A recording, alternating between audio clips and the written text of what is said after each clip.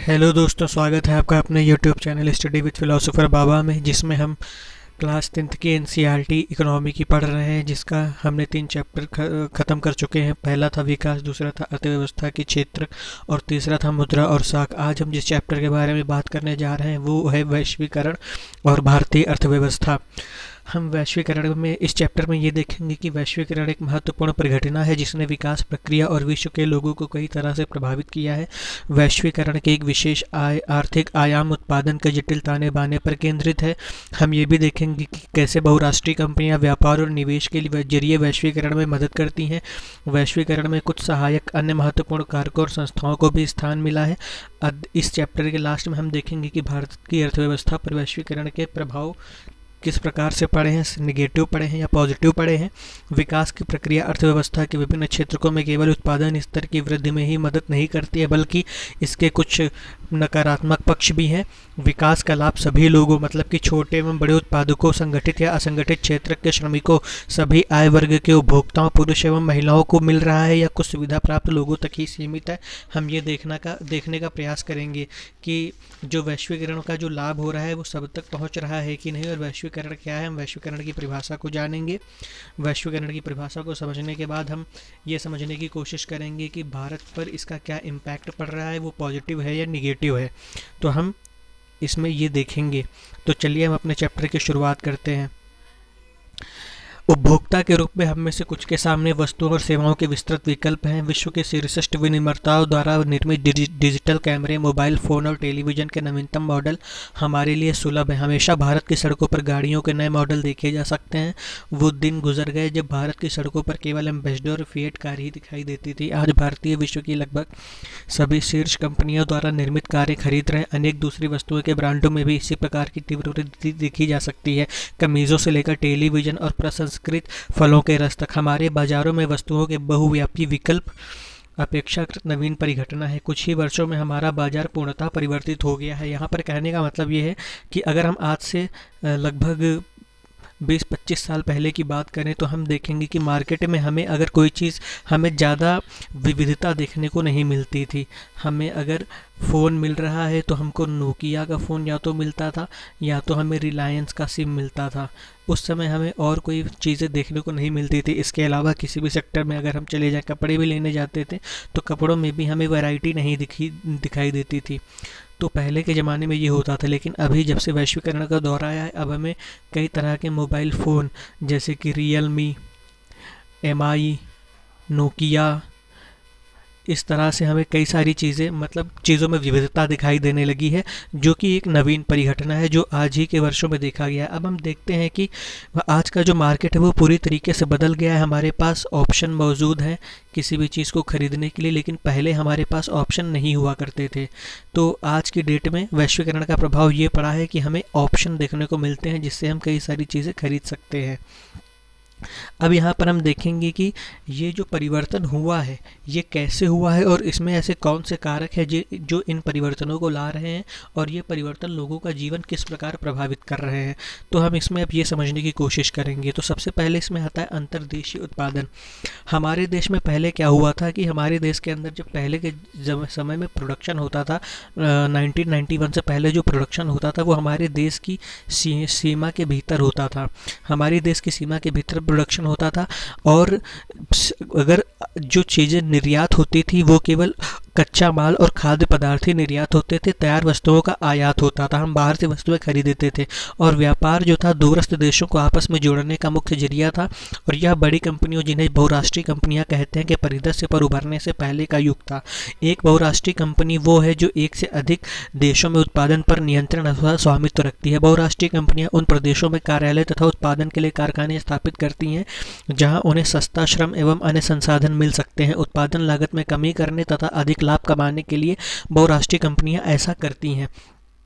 हम अगर बात करें तो इंडिया के अंदर अगर एफडीआई के थ्रू कोई कंपनी आ रही है अपना निवेश करने के लिए, तो वो इन्वेस्टमेंट करने के लिए देखेगी कि भारत में हमें सस्ता श्रम उपलब्ध है, हमें कच्चा माल जो है सस्ते दामों में उपलब्ध है और हमें कुशल और अकुशल दोनों प्रकार के श्रमिक हमें मिल जाते हैं यहाँ पर इन कंपनियों को, मतलब कि पढ़े लिखे भी जो वो कागजी कार्रवाई कर सकते हैं, और दूसरे अनपढ़ लोग जो कि शारीरिक श्रम कर सकते हैं। तो उन्हें यहाँ पर सस्ता माल मिलता है और सारी चीज़ें इनको यहाँ पर आसानी से कम दामों में उपलब्ध हो जाती हैं। तो इसलिए ये कंपनियाँ हमारे यहाँ पर इन्वेस्टमेंट करने के लिए आती हैं।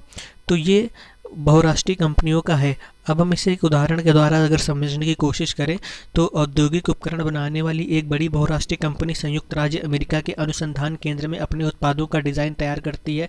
उसके पुर्जे चीन में भी निर्मित होते हैं, फिर उन्हें जहाज़ में लादकर मैक्सिको और पूर्वी यूरोप ले जाया जाता है, जहाँ उपकरण के पुर्जों को जोड़ा जाता है और तैयार उत्पाद को विश्व भर में बेचा जाता है। इस बीच कंपनी की ग्राहक सेवा का भारत स्थित कॉल सेंटरों के माध्यम से संचालन किया जाता है, क्योंकि यहाँ पर कुशल श्रमिक मिल जाते हैं इन लोगों को।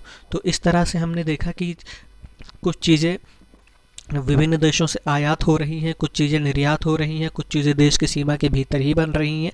तो इस तरह से उत्पादन की प्रक्रिया चलती रहती थी। अब हम यहाँ देखते हैं कि वैश्वीकरण ने किस प्रकार से, अब हम यहाँ पे देखेंगे कि विश्व भर के उत्पादन को एक दूसरे से कैसे जोड़ा है वैश्वीकरण ने। तो हम यहाँ पर देखेंगे कि बहुराष्ट्रीय कंपनियाँ उसी स्थान पर उत्पादन इकाई स्थापित करती हैं जो बाजार के नज़दीक हो, जहाँ कम लागत पर कुशल और अकुशल श्रम उपलब्ध हो। अभी हमने बात की इसके बारे में। जहाँ उत्पादन के अन्य कारकों की उपलब्धता सुनिश्चित हो, जैसे लैंड, लेबर, रेंट, ये सारी चीज़ें। साथ ही बहुराष्ट्रीय कंपनियाँ सरकारी नीतियों पर भी नज़र रखती हैं जो उनके हितों की देखभाल करती हैं, और सरकारी नीतियों के बारे में भी ये लोग जानकारी रखते हैं कि कौन सी ऐसी नीतियां हैं जो इनके उत्पादन को बढ़ा सकती हैं।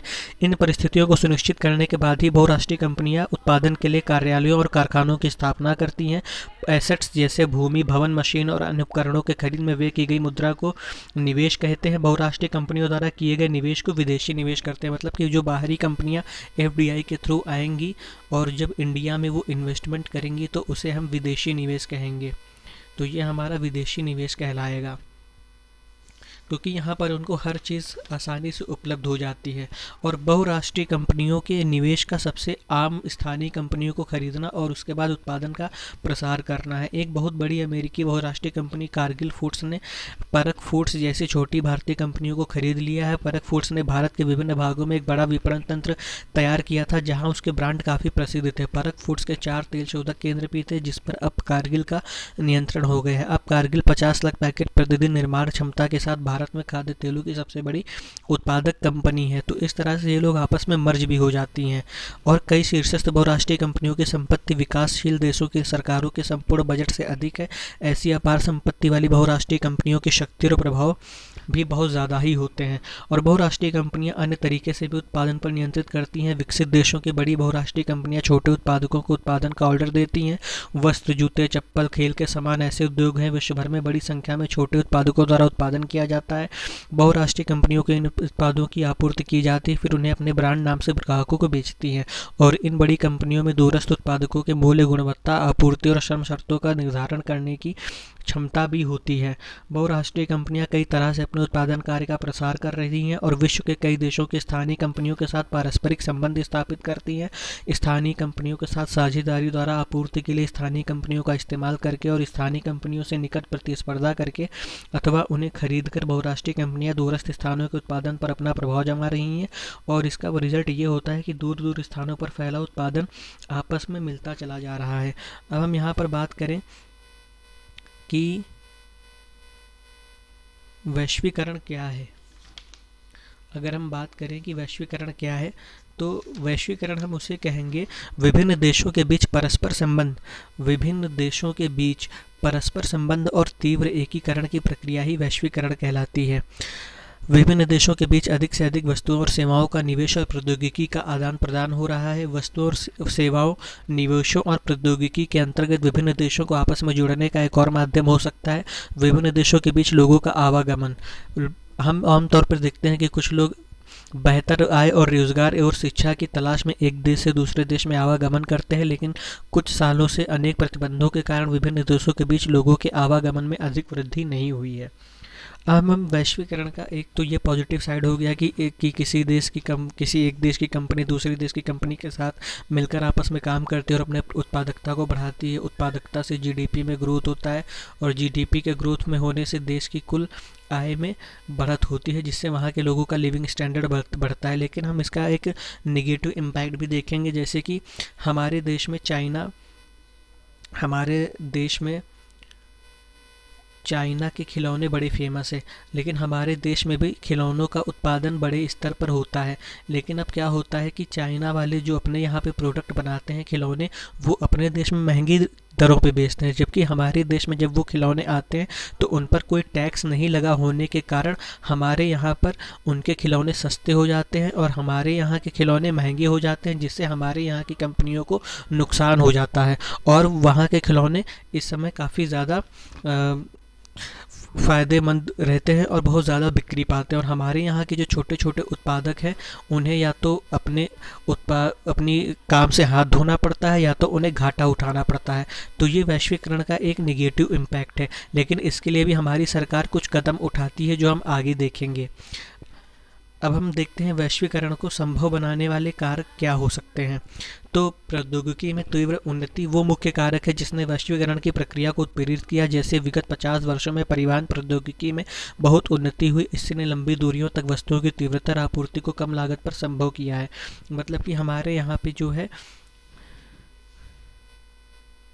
प्रौद्योगिकी में बहुत ज़्यादा ही उन्नति हो गई है। जैसे कि हम हवाई जहाज़ का प्रयोग करते हैं, हमें अगर माल ले जाना हो कहीं एक देश से दूसरे देश में, तो हम हवाई जहाज़ से कम लागत पर अपने माल को पहुंचा सकते हैं। और जैसे कि टेलीफोन, हम अपनी बड़ी बड़ी मीटिंग टेलीफोन के थ्रू या फिर आज की डेट में जूम ऐप आ गया है, इसके थ्रू हम ऑनलाइन वर्चुअली हम अपनी मीटिंग को निपटा सकते हैं। वैश्वीकरण को इन सब चीज़ों ने बहुत ज़्यादा प्रभावी बना दिया है।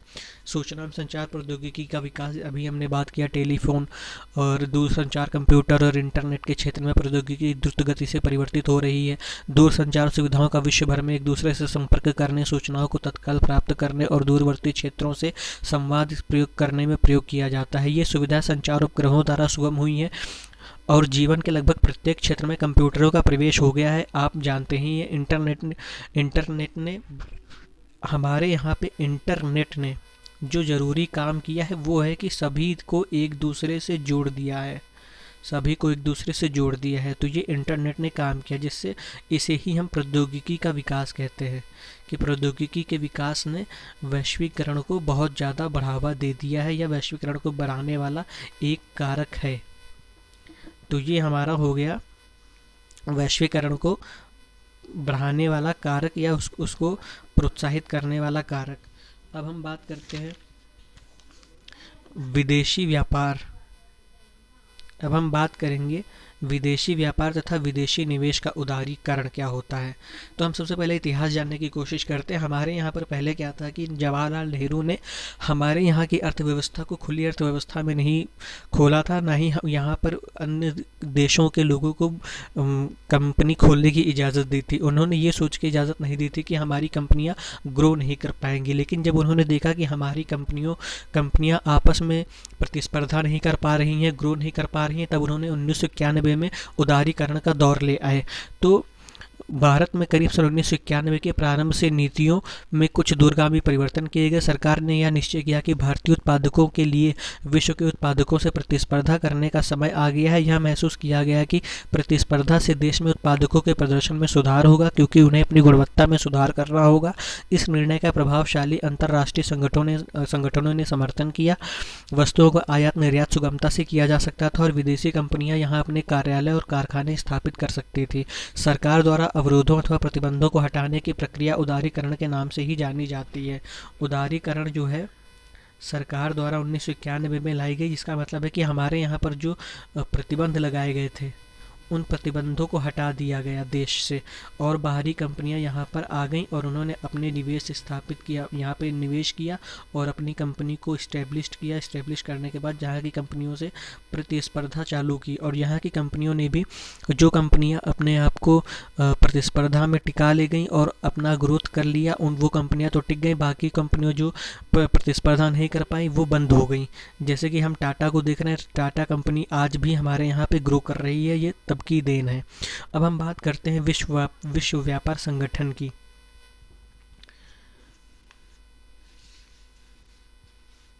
डब्ल्यूटीओ एक ऐसा संगठन है जिसका उद्देश्य अंतर्राष्ट्रीय व्यापार को उदार बनाना है।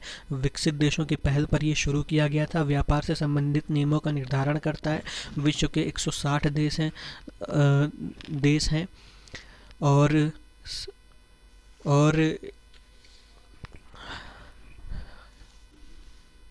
विश्व व्यापार संगठन एक ऐसी संगठन है जिसका उद्देश्य अंतर्राष्ट्रीय व्यापार को उदार बनाना है। विकसित देशों की पहल पर शुरू किया गया तथा विश्व व्यापार संगठन अंतर्राष्ट्रीय व्यापार से संबंधित नियमों को निर्धारित करता है और यह देखता है कि इन नियमों का पालन हो। वर्तमान में विश्व के लगभग 160 देश विश्व व्यापार संगठन के सदस्य हैं।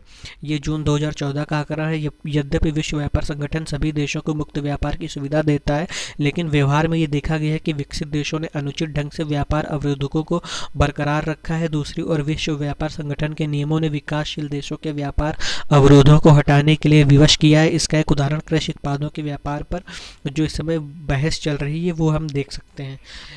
अमेरिका जैसा देश क्या करता है, डब्ल्यूटीओ के नियमों को पालन नहीं करता है और ये लोग क्या करते हैं, यहाँ के किसान जो अपने यहाँ पे फसल उपजाते हैं, सरकार उनको मदद करती है आर्थिक रूप से और उसके बाद जब मदद करती है तो इनके सामान जो है, जो उत्पाद होते हैं वो महंगे हो जाते हैं और जब दूसरे देश में इसको बेचते हैं तो वो महंगी दरों पे बेचते हैं। तो ये एक समस्या है। तो इसके लिए हमारे यहाँ पे भारत ने क्या कदम उठाया, भारत ने इसके लिए कदम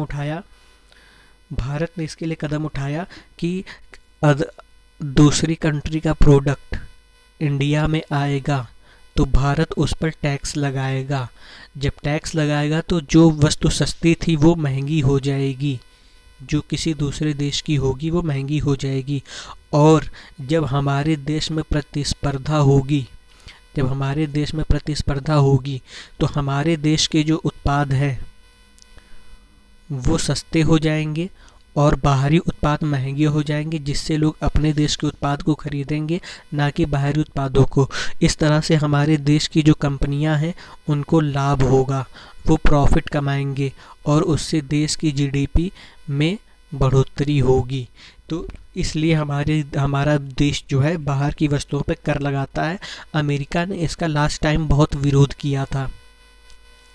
करंट अफेयर्स में भी ये न्यूज़ रही थी क्योंकि हार्ले डेविडसन अमेरिका की गाड़ी है जिस पर इंडिया ने बहुत ज़्यादा कर लगा दिया था, टैक्स लगा दिया था। अभी हमें याद नहीं है 50% था कि कितना परसेंट था, जिसकी वजह से हार्ले डेविडसन इंडिया में महंगी हो गई और उसकी बिक्री कम हो गई। और भारत ने यहाँ के लोगों को सब्सिडी प्रदान किया, जो गाड़ियाँ बनाने वाली कंपनी थी उनको सब्सिडी प्रदान किया, कल पुर्जों में छूट दी, तो यहाँ की गाड़ियाँ जो है सस्ती हो गई और लोग यहाँ की गाड़ियाँ खरीदने लगे, जिस पर अमेरिका ने अपना विरोध प्रकट किया था, जिसकी वजह से यहाँ तनाव की स्थिति भी पैदा हो गई थी। तो ये कुछ स्थितियाँ हैं जो वैश्वीकरण के निगेटिव इम्पैक्ट हैं। पॉजिटिव साइड तो हमने देख ही लिया कि प्रतिस्पर्धा से हमारे देश के जो प्रोडक्ट हैं, प्रोडक्शन में गुणवत्ता में सुधार होता है, क्वालिटी मिलती है और हर चीज़ में सुधार होता है। तो ये वैश्वीकरण का पॉजिटिव साइड था और ये निगेटिव साइड था। अब हम अगले भाग में बात करेंगे भारत पर वैश्वीकरण का प्रभाव क्या पड़ा और प्रतिस्पर्धा और अनिश्चित रोजगार के बीच कैसा संबंध है। फिर न्याय संगत वैश्वीकरण के लिए संघर्ष पढ़ेंगे, क्या हुआ था। उसके बाद हम इसका सारांश देखेंगे पूरे चैप्टर का। तो आज के लिए सिर्फ इतना ही। ये वीडियो देखने के लिए आपका धन्यवाद। अगर आप चैनल पर नए हैं तो चैनल को सब्सक्राइब करें और नोटिफिकेशन पे बेल आइकन पे क्लिक करें और ऑल नोटिफिकेशन को क्लिक कर लें ताकि जब भी कोई नया वीडियो आए तो आप उसको देख पाएँ। धन्यवाद। जय हिंद।